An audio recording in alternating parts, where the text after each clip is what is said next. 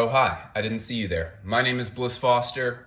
Let's jump right in. Everything that I'm asserting in this video is not new. And I'm not just saying that because it aligns really well with our topic. This is something that the art world has dealt with for hundreds of years, if not the entirety of its existence. This is such a massive topic right now. Originality in art, specifically fashion. And before we get fully into it, I do want to cover what this video is not about. If you keep up with the fashion news cycle, especially on Instagram, there are accusations of theft almost every single week. Now, I think that the core of that sentiment is very good. The idea is to protect smaller designers from larger designers who see their designs and then try to pass them off as their own. Okay, so that is not what this video is talking about. Nor is it a video about cultural appropriation, for example. Today we are going to be talking about the myth of originality. And this is a very Western idea of an artist that goes away and locks themselves in a room and emerges with a totally unique, completely original piece of work. This is very often what people are looking for. It's what a lot of us claim that we want.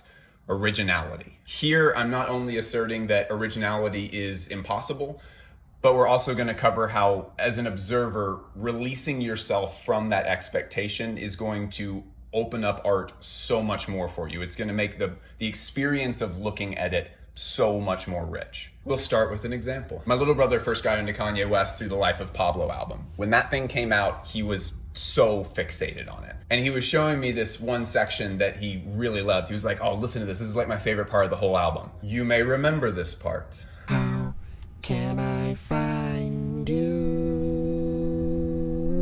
And I was like, oh yeah, that part was made by this modernist composer, Caroline Shaw. She's really awesome. You should look at the rest of her stuff. And my brother looked at me very confused and said, hold on, Kanye didn't make that? And I had to explain that these albums are the product of many dozens of people, if not hundreds of people, working together to create the final product. Many of the lyrics are likely ghostwritten, mixing, mastering, sample selection, album art. All of these things are things that Kanye is involved in, but he might not be making all of them individually himself. So, is that originality?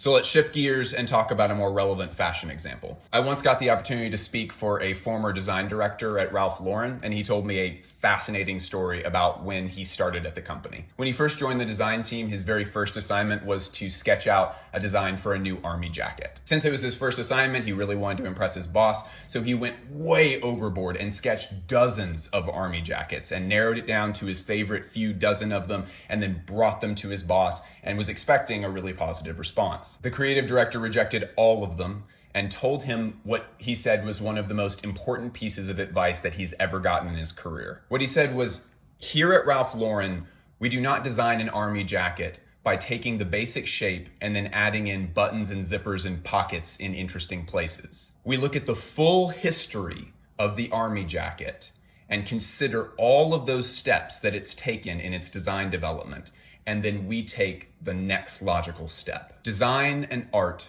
do not exist in a vacuum. All art is participating in a cultural conversation. The army jacket that eventually came out of all of that work is not a standalone piece that sits in isolation. It is part of a cultural story of army jackets that began a long time ago and continues to change day over day. There are some great designers that participate in this continuum in a conscious way, where they are very purposefully looking at that lineage and then taking the next step.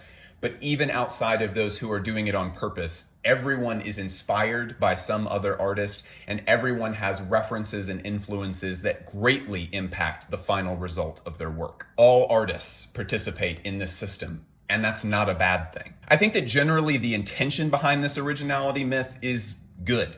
People are often trying to codify a way to siphon through all of this art that we're encountering on a daily basis. If you spend a full day on the internet, you literally have access to billions of pieces of art waiting to be consumed. All of this stuff isn't equal. It can't be.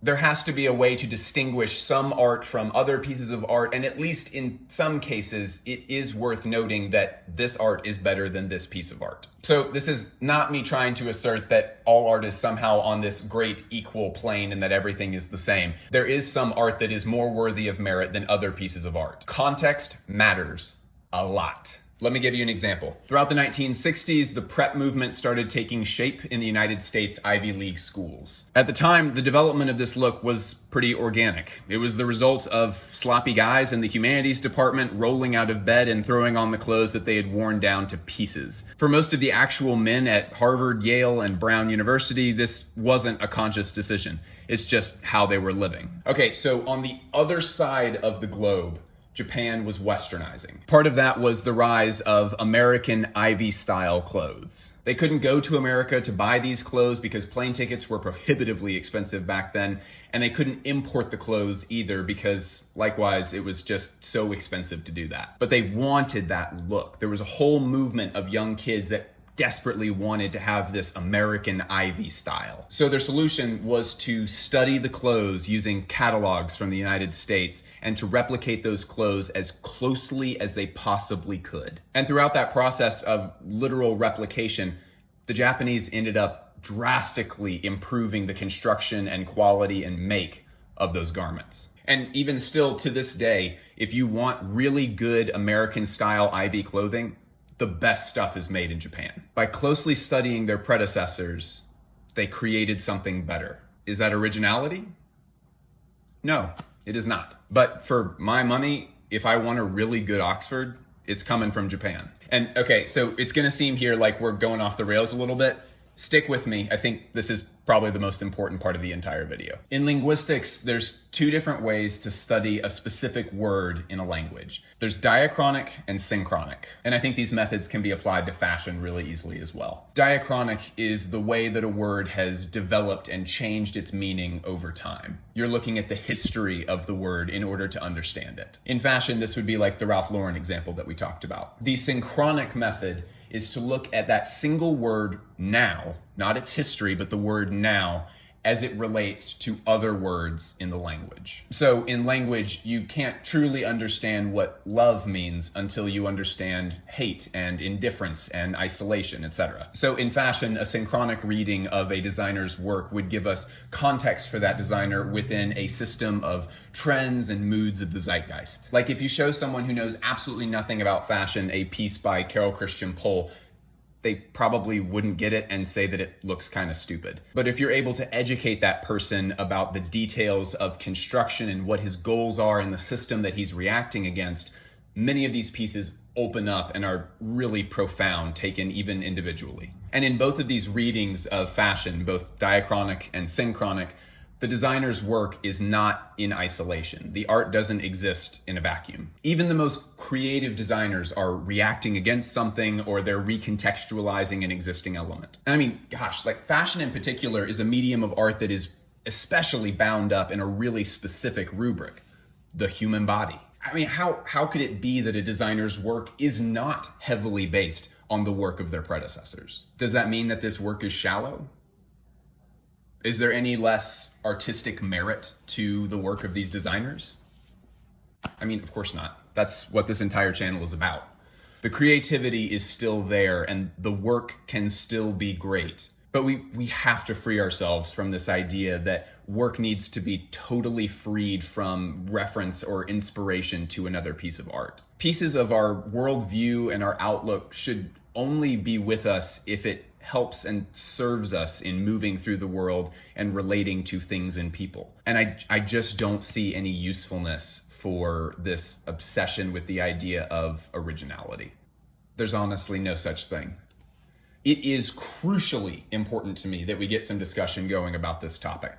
Go join the Patreon. That is the only way that this channel can continue to exist. This is my life's work. I am striving to make the best possible fashion criticism that has ever been. I'm not there yet. I'm still working on it, but I need your help to get there. Support the channel on Patreon. Make it where this project can last for decades. I somehow forgot to record me saying bye, so bye.